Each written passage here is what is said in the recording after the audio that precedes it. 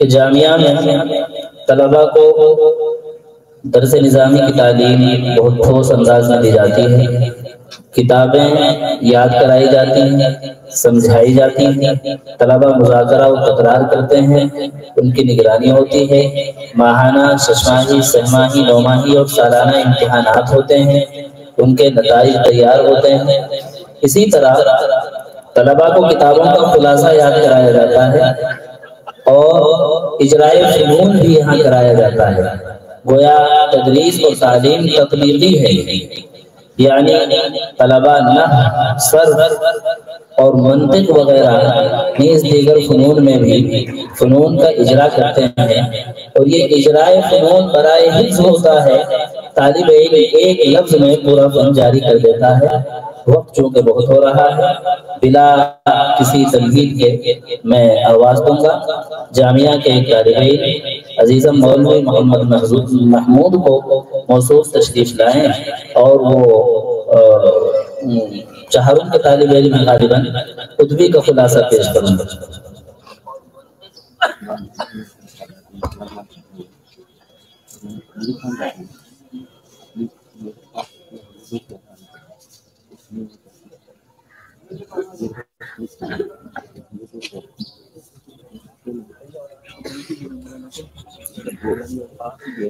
بسم اللہ الرحمن الرحیم۔ علامہ قطب الدین رازی نے الرسالۃ الشمسیہ فی القواعد المنطقیہ کی شرح لکھی ہے، جس کا نام تحریر القواعد المنطقیہ فی شرح الرسالۃ الشمسیہ ہے، لیکن یہ قطبی کے نام سے مشہور ہے۔ اس میں ایک مقدمہ، 3 مقالے اور ایک خاتمہ ہے۔ مقدمے میں 2 بحثوں میں پہلے تمہیدی باتوں کو بیان کیا ہے، چنانچہ پہلی بحث میں ماہیت منطق کا بیان ہے، نیز منطق کی ضرورت کو ثابت کیا گیا ہے۔ دوسری بحث میں موضوع منطق کا بیان ہے۔ اس کے بعد 3 مقالوں میں سے پہلے مقالے میں تصورات اور مؤلف کو بیان کیا ہے، دوسرے مقالے میں تصدیق کی بحثیں ہیں، تیسرے مقالے میں دلیل و حجت یعنی قیاس مع اقسام اور استقراء و تمثیل کا بیان ہے۔ میں صرف اقسام کو بیان کروں گا، تعریفات، احکام اور تشریحات کو اس مختصر وقت میں بیان کرنا مشکل ہے۔ الفاظ کی دلالت معانی پر واضح کی وضع کے اعتبار سے ہوگی یا طبیعت کے تقاضے سے ہوگی۔ پہلی صورت ہو تو دلالت وضعیہ ہے، دوسری ہو تو دلالت طبعیہ ہے، ورنہ دلالت عقلیہ ہے۔ فن طب کا اعتبار چونکہ صرف دلالت لفظیہ وضعیہ کا ہے۔ دلالت لفظیہ وضعیہ کی 3 قسمیں ہیں: مطابقی، تضمنی، التزامی۔ لفظ دال کی 2 قسمیں ہیں: مفرد، مرکب۔ لفظ مفرد کی 3 قسمیں ہیں: ادات، کلمہ، اسم۔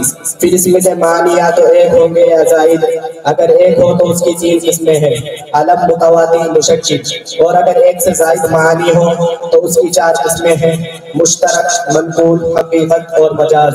پھر ایک لفظ مفرد کی دوسرے الفاظ کی طرف نظر کرتے ہوئے 2 قسمیں ہیں: مترادف، مفاعل۔ مرکب کی 2 قسمیں ہیں: تام، ناقص۔ مرکب تام کی 2 قسمیں ہیں: خبر و قضیہ اور انشاء۔ پھر انشاء کی متعدد اقسام ہیں: امر، سوال و دعا، التماس اور تنبیہ۔ پھر تنبیہ کی بھی مختلف قسمیں ہیں، مثلا تمنی، ترجی، تعجب، قسم، ندا وغیرہ۔ اسی طرح مرکب ناقص کی بھی 2 قسمیں ہیں: تقییدی، غیر تقییدی۔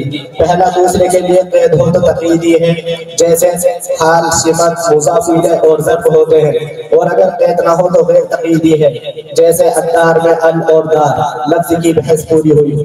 معنی، مفہوم اور صورت ذہنیہ، مفرد ہوگا یا مرکب۔ مفہوم اگر مفرد ہو تو جزئی ہوگا یا کلی، اگر جزئی ہو تو اس کی 2 قسمیں ہیں: جزئی حقیقی، جزئی اضافی۔ اور کلی اپنے افراد کی اہل حقیقت ہوگی تو وہ نوع ہے، جس کی 2 قسمیں ہیں: نوع حق، نوع اضافی۔ یا کلی اپنے افراد کی حقیقت کا جز ہوگی تو اگر وہ ماہیت اور دوسری ماہیتوں کے درمیان تمام مشترک ہو تو جنس سے ہے، ورنہ فصل ہے۔ جنس اور فصل کی 2 قسمیں ہیں: قریب اور بعید۔ یہ ذاتیات ہوئی۔ اور اگر کلی ماہیت افراد سے خارج ہو تو کلی عرضی ہے، کلی عرضی سے ماہیت کا جدا ہونا محال ہو تو عرضی لازم ہے، ورنہ عرضی مفارق۔ عرض مفارق یا تو دائم ہوگی یا زائل۔ عرض مفارق زائل کی دو قسمیں ہیں، زائل بسرعت، زائل برتب، اور کلی کے اس کے افراد کے وجود کے اعتبار سے 6 قسمیں ہیں۔ کلی کے افراد کا پایا جانا محال ہو، افراد کا پایا جانا ممکن ہو، صرف ایک فرد پایا جائے اور دوسروں کا پایا جانا محال ہو، صرف ایک فرد پایا جائے اور دوسروں کا پایا جانا ممکن ہو، کثیر افراد پائے جائے مگر متناہی ہو، کثیر افراد پائے جائے اور لا متناہی ہو۔ کلی کے بھی دوسرے مفہومات کی طرح 3 اعتبار ہیں۔ کلی کے مفہوم کو کلی منطقی کہتے ہیں، کلی کے مصداق اور افراد خارجیہ کو کلی طبعی کہتے ہیں، کلی منطقی اور کلی طبعی کے مجموعے کو کلی عقلی کہتے ہیں۔ 2 کلیوں میں ان 4 نسبتوں میں سے کوئی نسبت ضرور ہوتی ہے، تساوی، تباین، عموم خصوص مطلق، عموم خصوص من وجہ۔ متساویین کی نقیضوں میں تساوی کی نسبت ہوتی ہے، عام اخذ مطلق کی نقیضوں میں عموم خصوص مطلق ہوتا ہے، لیکن عینین کے عکس کے ساتھ عام اخذ من وجہ اور متباینین کی نقیضوں میں تباین جزئی ہوتا ہے۔ اب معرف اور قول شارح کا نمبر ہے۔ معرف کا عموم و خصوص میں معرف کے مساوی ہونا ضروری ہے، چنانچہ عام اخذ اور مباین کے ذریعے تعریف جائز نہیں۔ مشہور اور مخفی ہونے میں سے معرف کا مشہور ہونا ضروری ہے۔ تعریف فصل قریب سے ہو تو حد ہے اور خاصے سے ہو تو رسم ہے، پھر اگر ان کے ساتھ جن سے قریب بھی ہو تو تام ہے ورنہ ناقص ہے۔ اگر صرف لفظ کے معنی کی وضاحت مطلوب ہو تو تعریف لفظی ہے، جو عرض عام اور خاصہ مرکبہ سے بھی جائز ہے۔